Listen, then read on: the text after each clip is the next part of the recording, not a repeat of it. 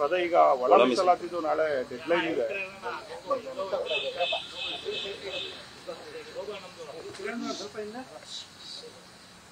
ಒಳ ಮೀಸಲಾತಿ ವಿಚಾರದಲ್ಲಿ ಈಗಾಗಲೇ ನನ್ನ ಹತ್ರನೂ ಕೂಡ ಬಹಳ ಜನ ಬಂದು ಸಮಯ ಸಾಕಾಗೋದಿಲ್ಲ, ಎಕ್ಸ್ಟೆನ್ಷನ್ ಮಾಡಿಸಿ ಅಂತ ಹೇಳಿ ಕೇಳಿದ್ದಾರೆ.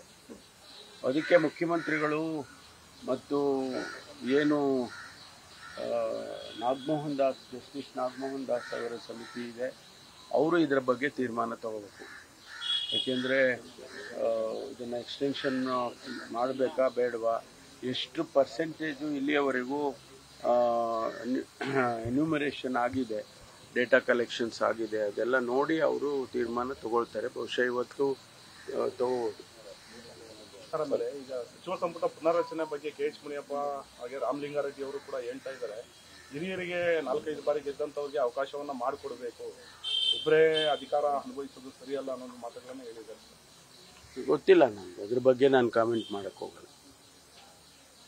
ಸರ್, ಪಕ್ಷದಲ್ಲಿ ತುಂಬಾ ಆಕಾಂಕ್ಷಿಗಳಿದ್ದಾರೆ. ಅಲ್ಲ, ಇರ್ಬೋದಲ್ಲ. ಈಗ 138 ಜನ, ಈಗ ಅದರಲ್ಲಿ ಕೆಲವರಿಗೆ ಅಷ್ಟೇ ಸಚಿವ ಸ್ಥಾನ ಸಿಗುತ್ತೆ. ಅದನ್ನ ಹೈಕಮಾಂಡ್ನವರು ತೀರ್ಮಾನ ಮಾಡ್ತಾರೆ, ಮುಖ್ಯಮಂತ್ರಿಗಳು ಹೈಕಮಾಂಡ್ನವರು. ಸೇಫೆಸ್ಟ್ ಸಿಟಿ ಅಂತ ಹೇಳಿ ಒಂದು ಸರ್ವೆ ರಿವೀಲ್ ಆಗಿರುತ್ತೆ. ಬಿಜೆಪಿಯವರು ಯಾವಾಗಲೂ ಟೀಕೆ ಮಾಡೋದು ಕಾನೂನು ಸುವ್ಯವಸ್ಥೆ ಸರಿ ಇಲ್ಲ, ಎಲ್ಲ ಹಾಳಾಗಿದೆ ಅಂತ. ಈಗ ಸರ್ವೆ ಹೇಳ್ತಾ ಇದೆ ಇಡೀ ಇಂಡಿಯಾದಲ್ಲಿ ಬೆಂಗಳೂರು ಸೇಫ್ ಸಿಟಿ ಅನ್ನೋದು. ನೋಡಿ, ನಾನು ಮೊದಲಿನಿಂದನೂ ಹೇಳ್ಕೊಂಡೇ ಬರ್ತಾ ಇದ್ದೀನಿ, ಕಾನೂನು ಸುವ್ಯವಸ್ಥೆ ಹಾಳಾಗಿದೆ ಅಂತೇಳಿ ಅವರು ಯಾವಾಗಲೂ ಹೇಳ್ತಿರ್ತಾರೆ. ಸದನದಲ್ಲೂ ಹೇಳಿದ್ದಾರೆ, ಹೊರಗಡೆನೂ ಹೇಳಿದ್ದಾರೆ.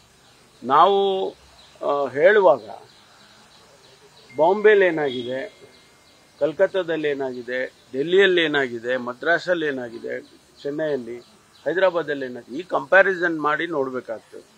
ಹಾಗಾಗಿ ನಾವು ಕಾನೂನು ಸುವ್ಯವಸ್ಥೆ ಸರಿಯಾಗಿದೆ ಅಂತೇಳಿ ನಾನು ಹೇಳ್ಕೊಂಡೇ ಬಂದಿದ್ದೇನೆ. ಒಂದು ಕಂಪ್ಯಾರಿಟಿವ್ ಸ್ಟಡೀಸನ್ನು ಮಾಡಿದ್ದಾರೆ. ಈಗ ಅದರ ಪ್ರಕಾರ among all the metropolitan cities Bengaluru safe ಅಂತ ಬಂದಿದೆ. ಅವರು ಯಾವುದ್ಯಾವುದೋ ಪ್ಯಾರಾಮೀಟರ್ಸ್ಗಳು ಅವರೆಲ್ಲ ಯೂಸ್ ಮಾಡಿದ್ದಾರೆ. ಈವನ್ ವಿಮೆನ್ ಸೇಫ್ಟಿ ಬಗ್ಗೆ ನಿರ್ಭಯ ಇನ್ಸಿಡೆಂಟ್ ಆದಮೇಲೆ ಕೇಂದ್ರ ಸರ್ಕಾರ ನಿರ್ಭಯ ಅಂತೇಳಿ ಒಂದು ಪ್ರೋಗ್ರಾಮನ್ನೇ ಮಾಡಿ ಇಡೀ ಎಲ್ಲ ರಾಜ್ಯಗಳಿಗೂ ಕೂಡ ಅವರು ಫೈನಾನ್ಷಿಯಲ್ ಅಸಿಸ್ಟೆನ್ಸ್ ಎಲ್ಲ ಕೊಟ್ಟರು. ಅದರಲ್ಲಿ ಆ ಹಣನೇ ಕೆಲವು ರಾಜ್ಯದಲ್ಲಿ ಖರ್ಚು ಮಾಡಿರಲಿಲ್ಲ.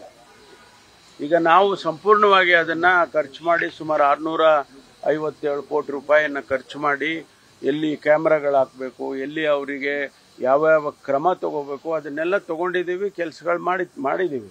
ಹಾಗಾಗಿ ಸ್ವಲ್ಪ ನಮ್ಮ ಕಂಪ್ಯಾರಿಟಿವ್ ಸ್ಟಡೀಸಲ್ಲಿ ಅದು ಕೂಡ ರಿಫ್ಲೆಕ್ಟ್ ಆಗಿದೆ. ಅದಕ್ಕಾಗಿ ಬೆಂಗಳೂರು ಸೇಫ್ ಅಂತ ಹೇಳಿದ್ದಾರೆ. ಪುತ್ತೂರು ಮಂಜುನಾಥ್ ಅವರು ಒಂದು ಸ್ಟೇಟ್ಮೆಂಟ್ ಕೊಟ್ಟಿದ್ದಾರೆ ಬೆಳಗಾಂ ವಿಷಯವಾಗಿ.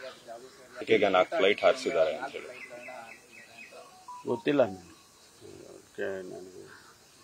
ನೋಡಲಿಲ್ಲ, ಅವ್ರ ಸ್ಟೇಟ್ಮೆಂಟ್ ನೋಡಲಿಲ್ಲ. ಆಮೇಲೆ 18 ಜನರು ಬಿಜೆಪಿ ಅಮಾನತು ಪ್ರಶ್ನೆ ಮಾಡಿ ಈಗ ಕೋರ್ಟ್ಗೆ ಮೊರೆ ಹೋಗೋದಕ್ಕೆ ಬಿಜೆಪಿ ಅವರು ಮುಂದಾಗಿದ್ದಾರೆ. ಅವರು ಮಾಡಲೇಬೇಕಲ್ಲ, ಅವ್ರು ಮಾಡ್ಕೊಳ್ತಾರೆ. ಅದಕ್ಕೆ ನಾವೇನು ರಿಯಾಕ್ಟ್ ಮಾಡಕ್ಕೆ ಬರುತ್ತೆ? ಅವರು ಅಗ್ರೀವ್ಡ್ ಪಾರ್ಟೀಸು, ಅವರು ರಾಜ್ಯಪಾಲರ ಹತ್ರ ಹೋಗಿ ರೆಪ್ರೆಸೆಂಟ್ ಮಾಡಿದ್ದಾರೆ. ಮುಂದೆ ಕೋರ್ಟಿಗೆ ಹೋಗ್ತಾರೇನೋ ಗೊತ್ತಿಲ್ಲ ನನಗೆ. ರಾಜ್ಯಪಾಲರ ವಿಚಾರದಲ್ಲಿ ಸುಪ್ರೀಂ ಕೋರ್ಟ್ ಡೈರೆಕ್ಷನ್ಸ್ ಕೂಡ ಕೊಟ್ಟಿತ್ತು, ಈ ರೀತಿಯಾಗಿ ವಾಪಸ್ ಕಳಿಸೋದು ಎಲ್ಲ ಮಾಡಬಾರ್ದು, ತೀರ್ಮಾನವನ್ನು ತಗೊಳ್ಬೇಕು ಅಂತ.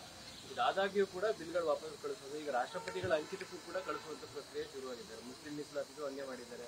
ಸಹಕಾರ ಇಲಾಖೆದ 2 ಬಿಲ್ ಕೂಡ ರಾಷ್ಟ್ರಪತಿಗಳ ಪರಾಮರ್ಶೆಗೆ ಅಂತ ಕಳಿಸ್ತಾ ಇದ್ದಾರೆ. ಅದನ್ನ ನೋಡೋಣ ಮುಂದಿನ ದಿನದಲ್ಲಿ ಕಾನೂನು ಏನು ಹೇಳುತ್ತೆ. ಇವತ್ತು ರಾಷ್ಟ್ರಪತಿಗಳ ಕಚೇರಿನೂ ಕೂಡ ರಿಯಾಕ್ಟ್ ಮಾಡಿದ್ದಾರೆ. ಇವತ್ತು 14 ಪಾಯಿಂಟ್ಗಳನ್ನು ಹಾಕಿ ಅವರು ರಿಯಾಕ್ಟ್ ಮಾಡಿದ್ದಾರೆ. ಮುಂದೆ ಏನು ಬೆಳವಣಿಗೆ ಆಗುತ್ತೆ ಅದನ್ನು ನೋಡಿ ಆಮೇಲಿಂದ ನಾವು ರಾಜ್ಯದಲ್ಲಿ ತೀರ್ಮಾನ ತಗೋಬಹುದು. ಸರ್, ಈ ಟಿಟಿವಿ ಕೇಸಲ್ಲಿ ಎಂಎಲ್ಸಿಗಳ ಮೇಲೆ ಹಕ್ಕುಚ್ಯುತಿಯಾಗಿ ಎಲ್ಲ ಗೊತ್ತಿಲ್ಲಪ್ಪ. ನೀವು ಆಫ್ ಹ್ಯಾಂಡ್ ಆಗಿ ಹಂಗೆ ಕೇಳಿದ್ರೆ ನಾ ಏನು ಹೇಳೋದು? No, I cannot answer every question of yours. Thank you. Pakistan incident, special instructions have been given by Government of India, to all the armed forces, also the State Department. So we, as a state, we have coastal survey force. So that they have stopped. Naturally, every vessel will be scrutinized before even they let them to come into our waters. So they have done a good job. I think whatever the instructions have been given to them, they have done a good job. Sir, and also one of your MLAs from Kolar says that there is no evidence for this Operation Sindoor attack. Just 4 flights for the sake of it was flown by central government. While you initially had said that we all stand by the central government in this Operation Sindoor. On day one you had said it, but your own party MLAs are questioning Operation Sindoor. No, I have not seen his statement, but definitely as far as the security of the nation is concerned, we all stand by the government and by the military forces. That is definite, but I have not seen his statement. Some survey report has been reported. Bengaluru is the safest city. There are some criteria. They are comparatively to Kolkata and Delhi. Bengaluru is the safest city.